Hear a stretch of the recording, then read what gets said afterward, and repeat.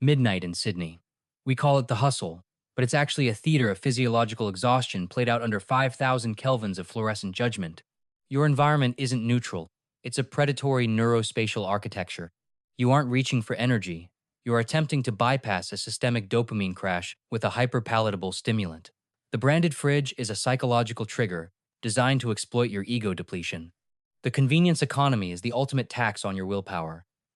When the spatial friction between hunger and a high sodium delivery is zero, your discipline doesn't stand a chance. It's a pre-programmed failure of the prefrontal cortex. That gym membership isn't a commitment. It's a monument to the aspiration, action gap.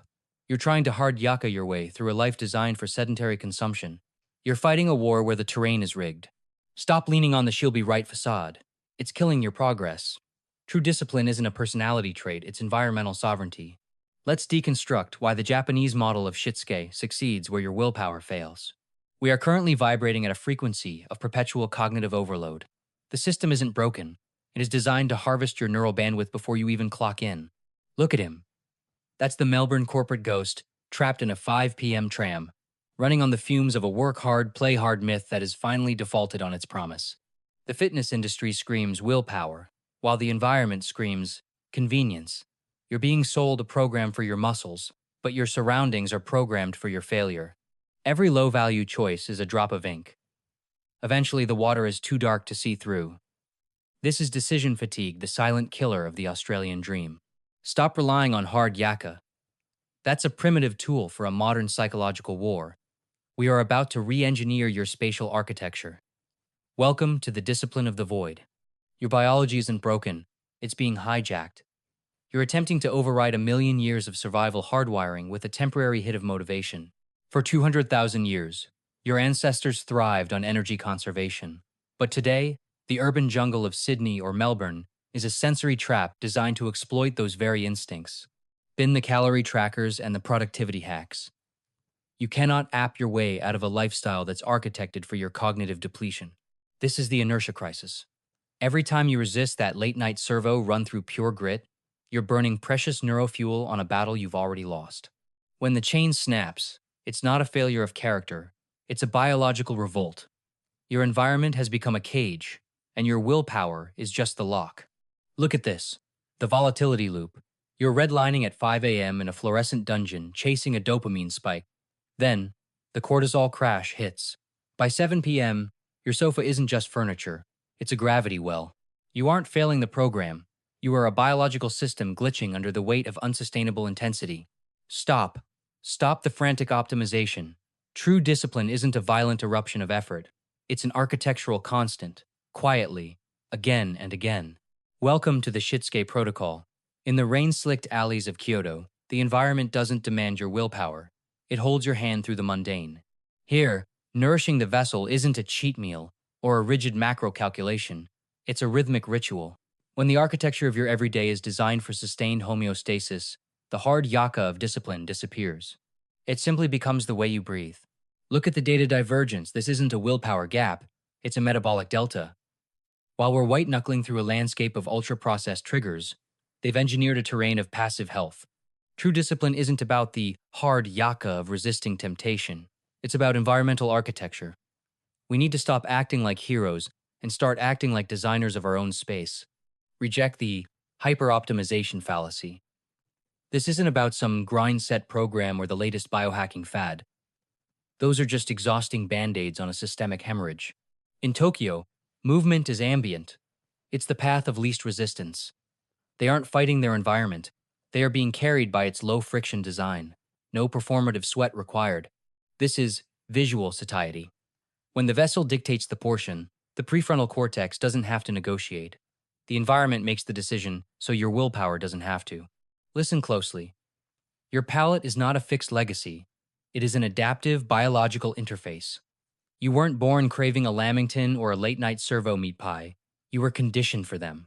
The first pillar of the architecture of intent is sensory de-escalation. Taste itself can be trained. Observe the blueprint of the modern Western childhood. We are saturated in hyper-palatable decoys from day one. Bright plastic wrappers, synthetic dyes, and kid-friendly sugar bombs. It's not nutrition. It's an early-onset dopamine hijack designed to override your natural satiety signals. Your brain's reward center doesn't stand a chance against this onslaught. It starts behaving exactly like a pokey machine in a dim-lit RSL. Every bite is a lever pull, flashing lights, sensory overload, and a shattered baseline that makes real food feel like cardboard. Now, look at the delta. In Japan, the ritual of the Kyushoku lunch isn't just about calories, it's about the integrity of the ingredient. Fresh fish, rice, fermented broth, they aren't trying to be healthy. Their environment simply forbids the alternative. Discipline is automated by the plate. To reclaim your focus, you must first reset your biological thresholds. This isn't about deprivation, it's about reclaiming the purity of the signal. You need to strip back the noise. Tell me, can you handle the bitter truth, or are you too addicted to the static? You see this? That's not just a morning ritual. It's a sensory recalibration. When you strip away the syrups and the artificial sweetness of a standard servo latte, you stop masking the truth. You're training your palate to appreciate the subtle, the bitter, and the real. Your discipline starts at the tip of your tongue. Pain first, peace later. This isn't a slogan for the gym junkie elite. It is the fundamental law of neurological architecture. If you cannot endure the friction of a quiet room, you will always be a slave to the noise of the world. Embrace the vacuum. Look at our streets. From the M1 to the CBD, we are bathed in the neon glow of ultra-processed temptation. These billboards aren't selling you a burger. They are hijacking your prefrontal cortex when you're at your most vulnerable. It's environmental psychological warfare, and most Aussies are losing without even knowing they're in a fight. Exhaustion is the gateway drug to poor decisions. When your decision capital is spent after 10 hours of the corporate grind, your brain defaults to the path of least resistance. The environment doesn't just suggest the easier choice, it mandates it. You aren't lazy, you're just tactically outmaneuvered by your own living space. On one side, the frantic, blue light-induced haze of a late-night delivery app, a temporary fix for a permanent void. On the other, the deliberate, low dopamine grace of a tea ceremony. One is a dopamine spike that ends in a crash, the other is a steady state of being. Which environment are you building? Observe the Japanese konbini. This isn't a graveyard of high-fructose corn syrup like your local servo at midnight. It is a curated temple of portion control. Fresh, neuro-aligned sustenance, not a two-for-one sugar-coated trap. We have been conditioned to mistake sensory overload for freedom, but your nervous system is drowning in the noise of false abundance. There is only one word left for your current environment: enough. Look at the Australian landscape of excess. The gargantuan burgers, the liter-sized cups, the endless, mindless scrolling. This isn't living. It's a systematic cognitive hijacking of your prefrontal cortex. True discipline is the byproduct of environmental silence. A single ceramic plate, one piece of grilled fish, space. When the environment is optimized, the willpower becomes obsolete. This is the radical act of reclaiming your agency. No digital distractions, no fluorescent distractions, just the quiet, intentional mastery of your immediate surroundings. This is where the audit begins. Look closely. This isn't just calmness, it's neural sovereignty. When you stop reacting to the environmental static, your focus becomes a laser, not a floodlight. But most of you are living in a dopaminergic ambush. The 6 a.m. alarm, the burnt coffee, the frantic commute on the M4, the midnight servo run for a hit of sugar just to feel something. Stop. The hard Yakka you've been sold is a lie. You cannot out-hustle an environment designed for your distraction. True discipline is a circadian rhythm. It's as natural as the tide rolling into the bay. It's not about fighting your surroundings. It's about architecting them to serve your soul's cadence. I see the burnout behind the "she'll be right" grin. You're not failing, mate. You're just exhausted from trying to swim against a current you didn't even know was there. Notice how there is no hard Yakka here. This isn't a battle of will. It is a frictionless baseline. When the environment is architecturally aligned, the choice for movement becomes the structural default, not a drain on your cognitive reserve. We've been conditioned to think discipline requires a high-decibel hit session at 5 a.m. But look at this: ambient movement, integrating the physical self into the suburban geography without the performative exhaustion of the modern fitness industry. The industry sells you the montage because they can't monetize the quiet, systemic boredom of a life that simply works. Your transformation won't be televised. It will be engineered into the very layout of your home. We are drowning in intensity because we have failed at consistency. The "she'll be right" facade hides a chronic optimization anxiety. We try to outgrind a broken ecosystem, but you cannot out-hustle a home designed for distraction. Behold the logic of quiet systems.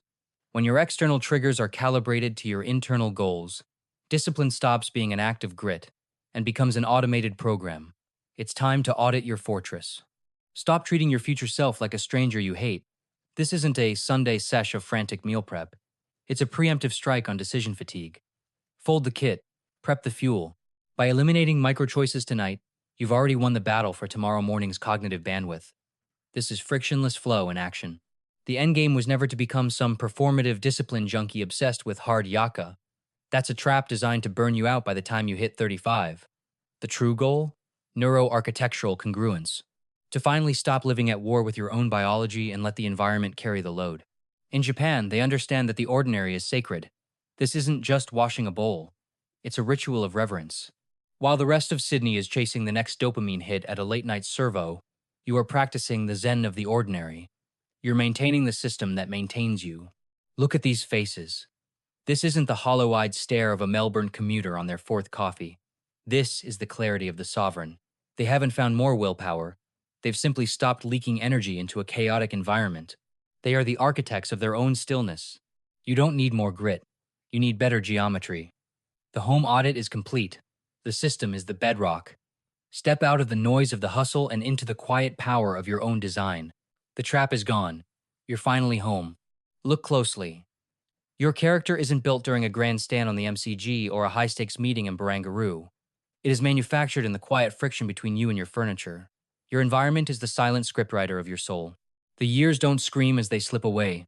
They whisper through the fluorescent flicker of a poorly designed life. Every night you spend in a chaotic space is a microdose of systemic failure. Stop fighting the ghost of willpower. Transcend the she'll-be-right mediocrity that exhausts the Australian spirit. Achieve neuroarchitectural congruence. Let your home be the silent engine that drives your success while you sleep. You have redesigned the theater, but are you still playing a role written by someone else? In the next transmission, we uncover the final architect, the phantom controller of your neural pathways. Don't look away now.